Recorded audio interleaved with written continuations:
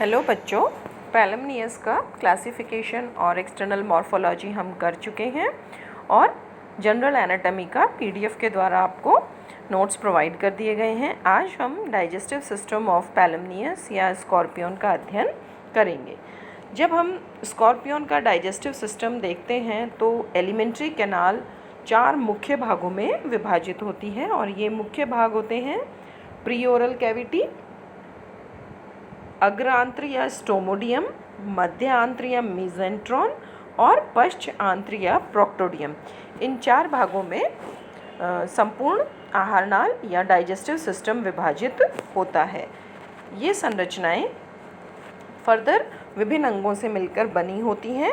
अगर हम pre oral cavity की बात करें तो प्री ओरल कैविटी मुख्य रूप से कैलिसेरा जो कि अपेंडेजेस होते हैं, ये सेक्शन कटिंग है जिसमें कि दिखाया जा रहा है टीएस है प्री ओरल कैविटी का कैलिसेरा, कैरापेस जो कवरिंग है टर्गम से बनी हुई है वह भाग है, और पेडिपेल्प ये भी अपेंडेजेस हैं। और पेडिपेल्प और कैलिसेरा एक तरह से प्रे या जो भी भोजन होता है स्कॉर्पियन का, छोटे मोटे कीड़े मकोड़े, उनको पकड़ने का कार्य करते हैं और अंदर की ओर पुश करने का कार्य करते हैं।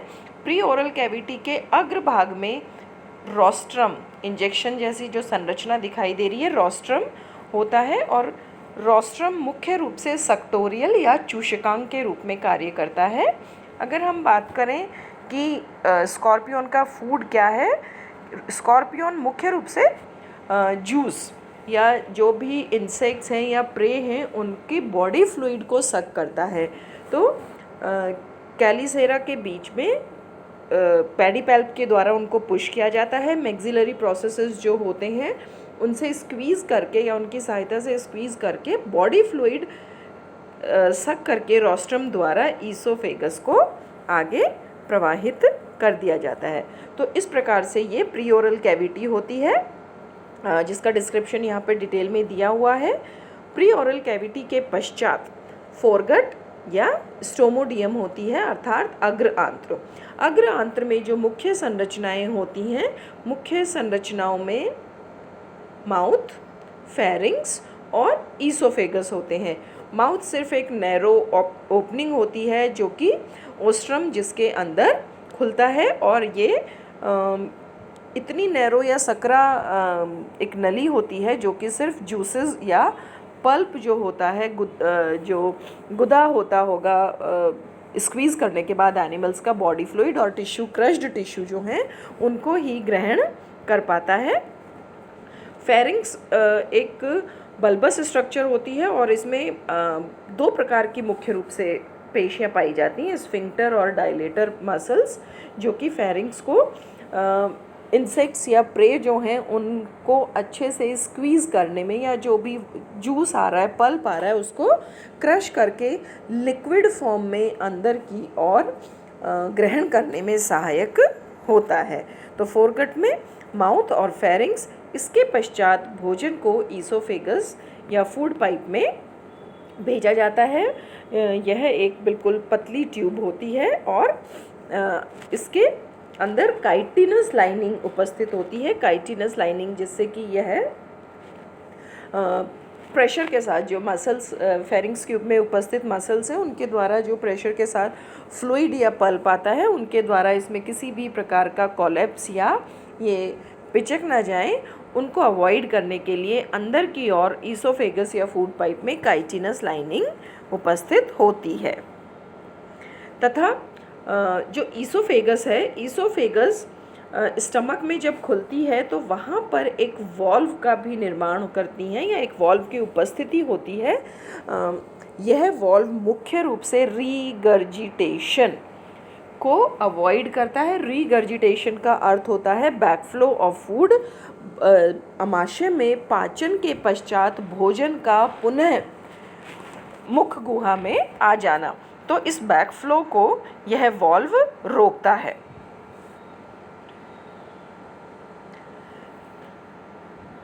प्रथम आंत्र या अग्र आंत्र के पश्चात मिडगट या मीजेंट्रॉन होता है और मीजेंट्रॉन में मुख्य रूप से आमाशय व इंटेस्टाइन होती है और आमाशय में डाइजेस्टिव ग्लैंड्स भी होती हैं और डाइजेस्टिव ग्लैंड मुख्य रूप से लिवर या हिपैटोपेंक्रियाज होता है। स्टमक जो होता है वह सिफेलोथोरिक्स के पश्चात डायफ्राम तक अर्थात ईसोफेगस स्टमक में ओपन हो रही है और यहाँ से डायफ्राम तक यह एक्सटेंड होता है या फैला रहता है। अभी आगे डायग्राम में आपको मैं स्पष्ट कर दूंगी। और इस स्टमक में मुख्य रूप से 2 लोब्स होते हैं और इसकी अनेक डक्ट्स या भुजाएं जो होती हैं, नलिकाएं जो होती हैं, वह फैली रहती हैं कैविटी में। इसके पश्चात इंटेस्टाइन आती है। इंटेस्टाइन या आंत्र जो है वह डायफ्राम के पश्चात अंतिम सेगमेंट तक, बॉडी का जो लास्ट सेगमेंट होता है वहाँ तक स्प्रेडेड होती हैं और जो वेनम ग्लैंड या स्टिंग होते हैं उससे जस्ट पहले एनल ओपनिंग के रूप में यह समाप्त हो जाती है, जहाँ पर प्री और पोस्ट एब्डोमिनल इंटेस्टाइन, प्री और पोस्ट एब्डोमिनल अर्थात मीजोसोमिक और मेटासोमिक इंटेस्टाइनल ट्यूब्स का जहाँ संयोजन होता है, जंक्शन होता है, वहाँ पर मेलपीजियन ट्यूब्यूल्स के 2 जोड़ी मेलपीजियन ट्यूब्यूल्स उपस्थित होती हैं। मेलपीजियन ट्यूब्यूल्स हमने ऑर्थ्रोपोडा में कॉकरोच में बहुत अच्छे से अध्ययन किया था कि ये मुख्य उत्सर्जीय संरचनाएं होती हैं जो अधिक संख्या में ग्रुप में होती हैं, परंतु पैलमनियस में, स्कॉर्पियोन में केवल 2 जोड़ी मेलपीजियन ट्यूब्यूल पाई जाती हैं। डाइजेस्टिव ग्लैंड, जैसा कि आपको बताया, मुख्य डाइजेस्टिव ग्लैंड होती हैं लिवर और अनेक लोब्यूल्स या पालियों का बना होता है और इन पालियों की जो कोशिकाएं होती हैं मुख्य रूप से अवशोषण करने वाली और सिक्रीटरी नेचर की होती हैं। पश्च आंत्र या प्रोक्टोडियम जो है वह कंपैरेटिवली छोटी होती है और 18th सेगमेंट में उपस्थित होती है और इसमें अंदर की ओर काइटिन की लाइनिंग होती है तथा यह टेल्सन जो कि अंतिम सेगमेंट होता है में एनस द्वारा बाहर की ओर खुलती है और एनल जो ओपनिंग होती है वहाँ पर 4 काइटिनस प्लेट्स इसकी जो ओपनिंग है उसको गार्ड करते हैं। अगले चित्र में आपको संपूर्ण डाइजेस्टिव सिस्टम स्पष्ट हो जाएगा। ध्यान से देखिए आप,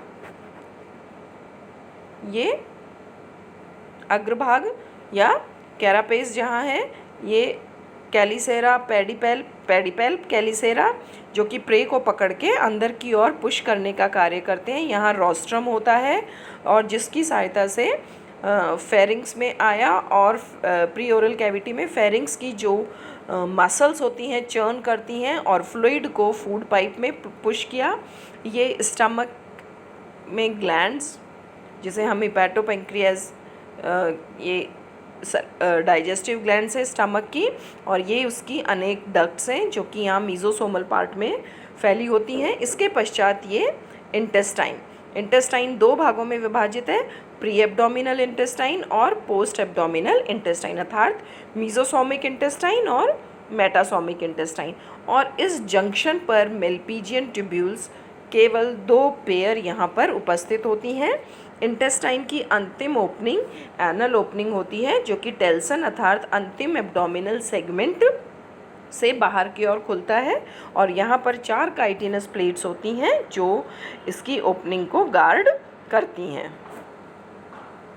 अगर भोजन की बात करें तो आपको स्टार्टिंग में बता दिया कि मुख्य रूप से सक्टोरियल नेचर है अर्थात चूषकीय प्रकृति का फीडिंग हैबिट है। जितने भी इंसेक्ट्स या स्पाइडर्स वगैरह होती हैं उनका बॉडी फ्लूइड और पल्प को स्क्वैश करके यह ग्रहण करता है।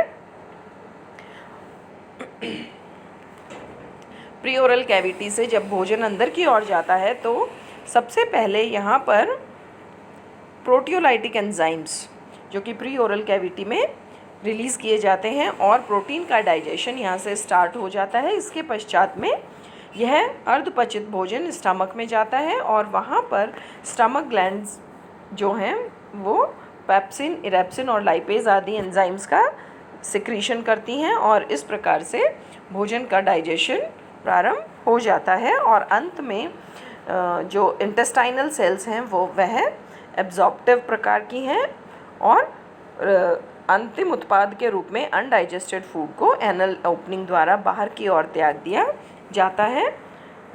यह कंप्लीट अपना डाइजेस्टिव सिस्टम पैलिमनियस या स्कॉर्पियन का है।